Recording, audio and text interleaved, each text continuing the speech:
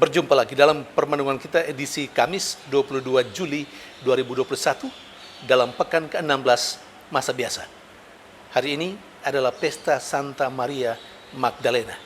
Kedua bacaan liturgi hari ini, bacaan yang pertama dari Kidung Agung bab 3 ayat 1 sampai 4a dan bacaan Injil dari Injil Yohanes bab 20 ayat 1 ayat 11 sampai 18. Kedua bacaan liturgi hari ini menggambarkan sosok manusia yang begitu mencintai Yesus. Boleh dikatakan kedua bacaan liturgi hari ini menggambarkan sosok manusia yang jatuh cinta pada Yesus. Santa Maria Magdalena yang kita pestakan secara liturgis hari ini adalah sosok manusia yang dimaksud itu. Seperti yang diceritakan dalam bacaan Injil hari ini. Sebagai catatan untuk kita sebagai orang Katolik, biar kita ingat dan tidak akan pernah lupa. Pada tanggal 3 Juni tahun 2016, Paus Fransiskus meningkatkan perayaan liturgis Santa Maria Magdalena dari peringatan menjadi pesta. Karena itu Maria Magdalena diakui setara dengan para rasul. Sejak tanggal itu, 3 Juni tahun 2016, sampai dengan saat ini dan esok, Santa Maria Magdalena akan dipestakan secara liturgis. Hari ini, Santa Maria Magdalena kita pestakan secara liturgis. Saudari dan saudara yang terkasih, apa sih hebatnya Santa Maria Magdalena? Para penginjil bercerita banyak tentang sosok manusia ini, Maria Magdalena. Penginjil Lukas misalnya, dalam bab 8 ayat 2, menggambarkan Maria Magdalena adalah salah satu dari perempuan yang dibebaskan oleh Yesus dari roh jahat. Malah penginjil Lukas mencatat dengan teliti bahwa Yesus membebaskan 7 roh jahat dari Maria Magdalena. Saudari dan saudara yang terkasih, penginjil Lukas juga mencatat bahwa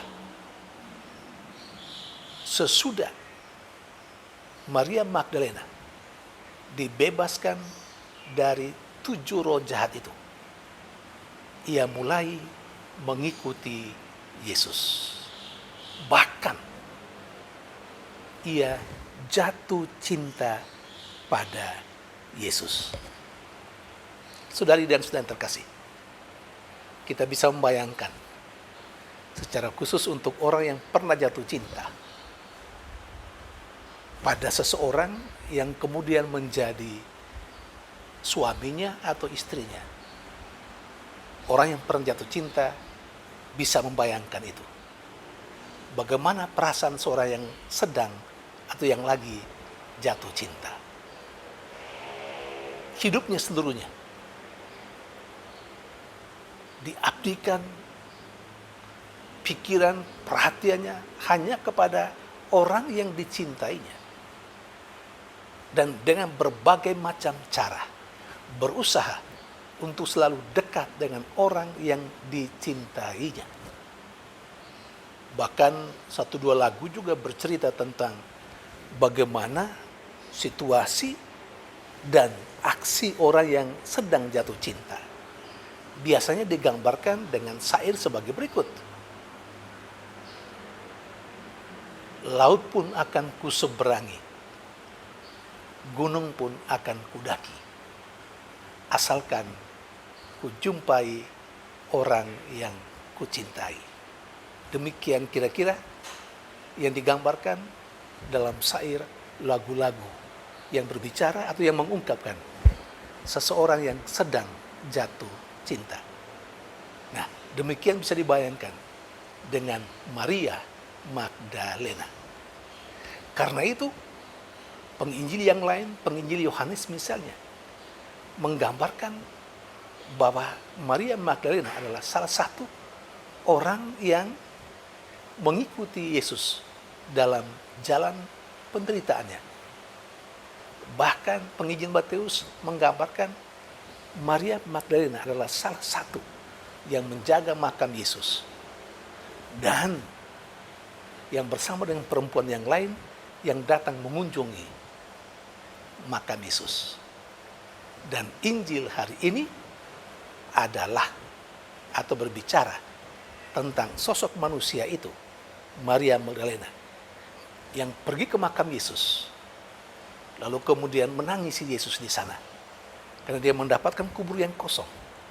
Tetapi pada akhirnya Yesus menampakkan diri kepadanya dan menyapanya, Maria. Dan Maria menjawab, Rabuni, guru, dan ingin memeluk Yesus. Tapi Yesus mengatakan, jangan menyentuh aku. Saudari dan saudara yang terkasih, coba lihat. Begitu Maria Magdalena mencinta Yesus, maka maut pun tidak menjadi halangan bagi dia untuk mencari dan mencari untuk menemukan Yesus. Rasa cinta yang kemudian menjadi pendorong Maria Magdalena mencari Yesus itu digambarkan juga dengan sangat romantis dalam bacaan pertama dari Kidung Agung, bacaan pertama hari ini. Bagaimana seorang mempelai berusaha untuk berjumpa dan mencari jantung hatinya. Saudari dan saudara terkasih, kita semua adalah pengikut Yesus Kristus. Tapi apakah kita dalam mengikuti Yesus lalu kemudian menjadi jatuh cinta pada Yesus? Ada banyak orang yang menjadi pengikut Yesus tapi tidak pernah jatuh cinta pada Yesus. Karena itu Yesus bukan orang yang menjadi pusat perhatiannya. Yesus kemudian karena orangnya belum jatuh cinta pada Yesus, maka Yesus bukan segala-galanya bagi dia. Syukur kalau mencari Yesus, tidak pun orang merasa tidak apa-apa. Mengapa? Karena orang belum sampai pada titik jatuh cinta pada Yesus. Apakah saya dan Anda yang selama ini mengikuti Yesus sudah sampai pada titik itu? Merasa kita jatuh cinta pada Yesus. Kalau kita merasa kita jatuh cinta pada Yesus, kita selalu mencari Yesus dalam kehidupan kita. Tidak ada hari, tidak ada detik, tidak ada menit, tidak ada jam yang terlewatkan begitu saja tanpa kita berjumpa dan kita bertemu lalu mencari Yesus. Saudari dan saudara yang terkasih, kalau kita terkadang melupakan Yesus, itu bisa menjadi takaran juga bagi kita. Sejauh mana cinta kita pada Yesus? Dan sejauh mana cinta kita pada Yesus itu juga menjadi takaran juga. Apa kita sudah jatuh cinta pada Yesus atau belum? Semoga Santa Maria Magdalena yang kita pestakan hari ini mendoakan kita supaya kita seperti dia, menjadikan Yesus jantung hati kita yang selalu kita cari dan kita kejar dalam kehidupan kita. Apapun halangan, entah kita sibuk, entah masalah apa, kalau kita sungguh jatuh cinta pada Yesus, kita akan mencari dan mencari, lalu menemukan Yesus dalam keseharian kita. Hal yang paling umum yang bisa kita jumpai Yesus, kalau kita mau mencari Yesus, dan kalau kita jatuh cinta pada Yesus adalah dalam kesempatan hening, kesempatan doa yang kita ciptakan untuk berjumpa dengan Yesus. Ketika kita membaca kitab suci, di sana kita berjumpa dengan Yesus.